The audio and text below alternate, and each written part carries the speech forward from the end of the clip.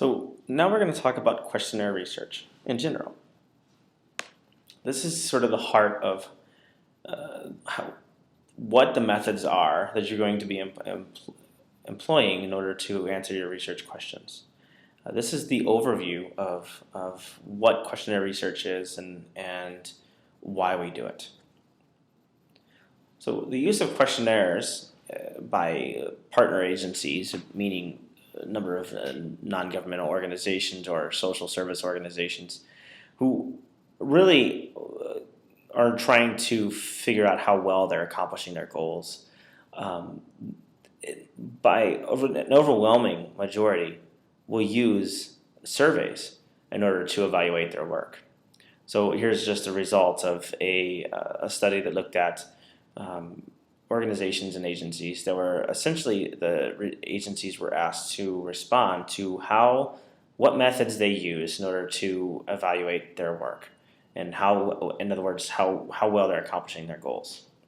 And agencies, and an overwhelming number here, that's nearly 80%, say that they collect surveys. In fact, I would argue that it's probably higher than 80%, because some of these responses, for example, some organizations said, we do evaluations, but I don't know which methods we use. Well, you probably use surveys, most likely. Not sure, but you probably do. Here, a few organizations, half the organizations actually say, we use descriptive data analysis, graphs, figures, and tables. Well, in order to do descriptive data analysis, you have to have data. In order to have data, you likely did surveys. So what I'm trying to say is this 80% or nearly 80% who say they collect surveys is probably a little higher than that. It's probably closer to 90 or more. So the use of survey research is very prevalent in the social sciences especially, because it is really, really invaluable tool to evaluate how well you are accomplishing your goals. And you want to know how well you're accomplishing your goals, for one, because you want to make sure that what you're doing is sustainable. But two, it's also really important for funding. If you're not doing your work this year, funders are more reluctant the following year to give you more money so that you can accomplish your goals. So why do we do questionnaire research in general? Not just necessarily with organizations and agencies, but why in general are we looking at questionnaire research? Well, it's got a lot of pros, if you will. These are pros here. These are the positives for doing questionnaire research. It's useful in describing the characteristics of large populations at one time, which means it's economical. In other words, it's cheap. You can look at a very large group of people, let's say CSUMB students, and you can look at, say, 100 CSUMB students out of the entire population, and you yourself could do a survey and interview 100 different people in a week. And that's economical for sure, because you are limiting your costs for manpower if you're doing it yourself, and you can get a sample size of 100. A study sample of 100 people is not small, and that's really hard to accomplish in any other type of study design. You can also do large samples fast, and they're very efficient. In other words, you can, similar to the economic point, you can collect a lot of data very quickly. If you were to have 10 people on your staff or in your group and go collect, say, 100 samples each, you could have 1,000 samples or 1,000 surveys collected in a week. Now, in order to have 1,000, which is a very large sample size in any study, in order to have 1,000 sample size, a sample size of 1,000 in any other study design, we are likely talking about years and years and years of development and implementation of a study. Whereas in this particular study design, you can have it all done in less than a week.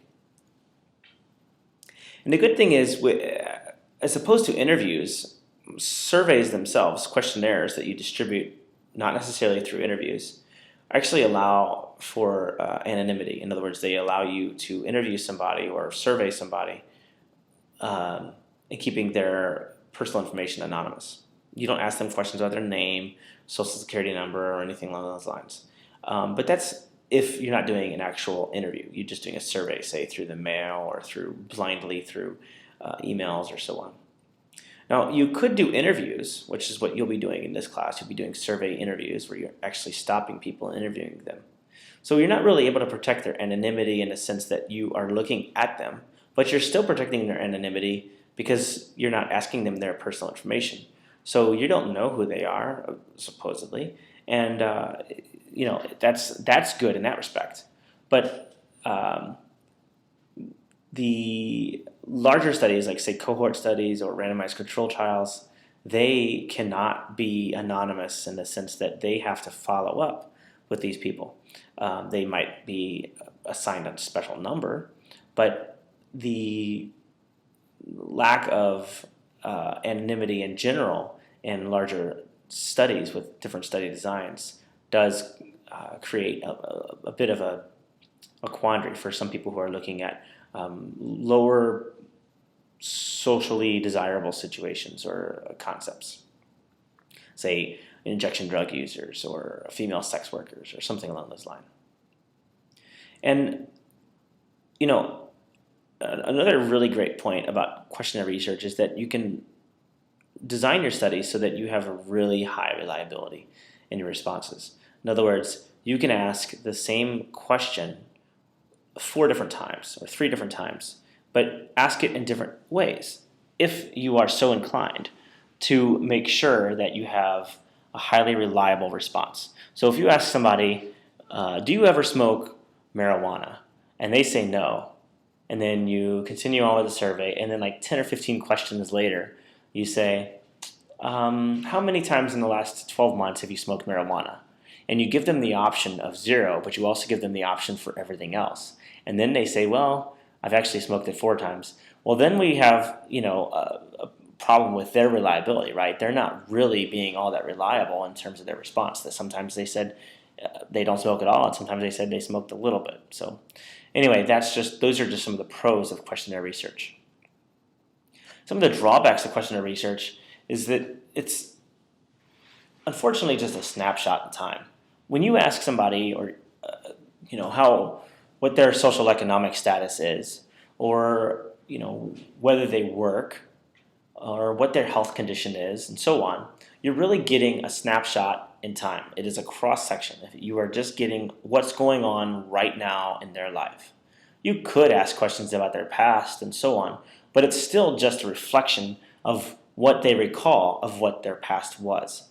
So it's just a snapshot. You're not able to follow along individuals in a longitudinal study where you say, I'm going to look at you at 1 month, at 2 months, at 3 months, at 6 months, and all the way up until after 24 months, I have 24 different observations, and I'm able to assess repeated measures and so on. That's not what we have in questionnaire research, unfortunately. And ideally, you would have that because you are able to do a much more powerful or more robust study, and your responses and results are much more reliable. It's also subject to artificiality. In other words, the way you word your questions could actually have a huge impact on your study design, your results. A person may respond to questions that they're going to give you responses that they think you are looking for. This is a possibility, unfortunately, in questionnaire research. So they may not necessarily answer truthfully. They might answer in the way that they think you want the answer to be answered, or the question to be answered. For example, if you go up to, say, a gay man, a man who has sex with men, and you're surveying you're doing a questionnaire survey of high risk sexual behavior in different populations. And you see a gay man at a gay bar, and you ask him questions about, you're at a gay bar, and we are right next door to a dirty bathhouse that has been known for transmitting many diseases.